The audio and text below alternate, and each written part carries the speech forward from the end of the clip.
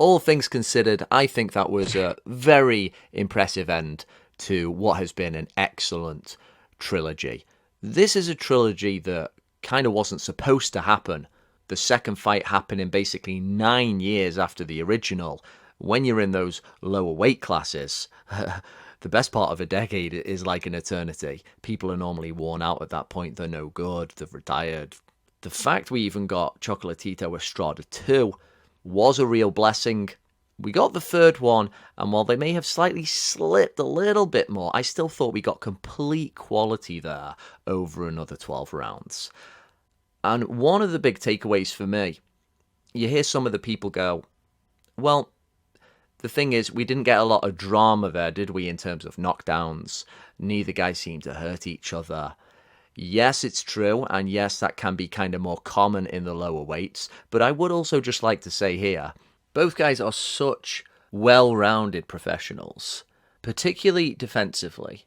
Now, when Choco came up to 115 pounds and we saw he wasn't quite as potent as he had been, and he was having to tough it out more against bigger men, some people kind of had the temerity to go, oh, look, this guy defends with his face, he's not that good. Partly because of the push he had to pound for pound number one, which I did think was justified at the time. But actually, when you look at him and Estrada, the way they bend at the waist, use the arms, roll with shots, slip, use the shoulder to deflect, they're so savvy when it comes to the subtleties, and yet still remain very passionate and engaged at the same time. They're both very hard to hit clean. You have to get creative with your combinations in order to make your shots count. On this occasion, you could say there was a little less passion than there was in Fight 2. I think Estrada came in with that narrative of, well, we've seen Gonzalez get stretched out before against Rung Vasai, a guy who I beat in the rematch. So why can't I just hold my feet and defeat Chocolatito? But we saw in that rematch, and we saw at times in this rubber match when Estrada had to slow down with the feet, that if you just hold your feet against Gonzalez and just go combo for combo, he will start getting the better of you, because he's just got this a brilliant ability to keep it going, tuck his chin down, and just find you in slightly more awkward positions as he keeps his shape better. When Estrada used his feet, though, as he did for the first half of the fight, and the first 5 rounds, which all 3 judges gave to him, and I think, God, shock, I agree with all 3 judges there. I gave the first 5 rounds to Estrada.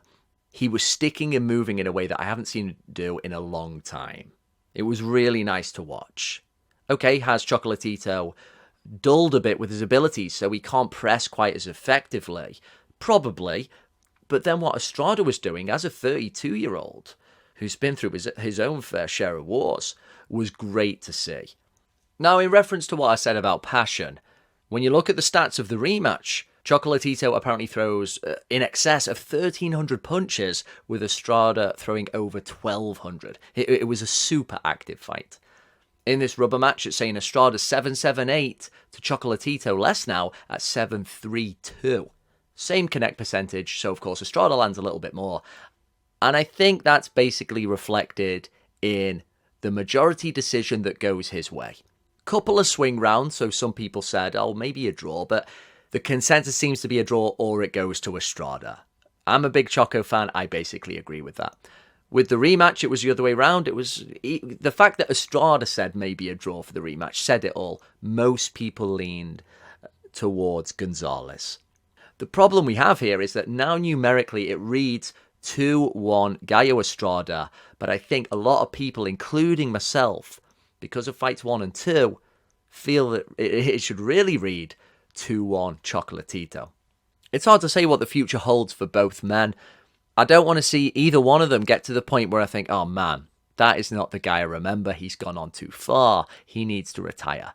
I said in my preview video that, particularly with Chocolatito, he's going down that slow decline. He's managed to hold his form for quite a while, despite all the wars. Still such a good operator, but I don't want to just see that all melt away one night, and it just leaves that memory you don't want to have attached to such a tremendous career that has put more light and significance onto the lower weight classes.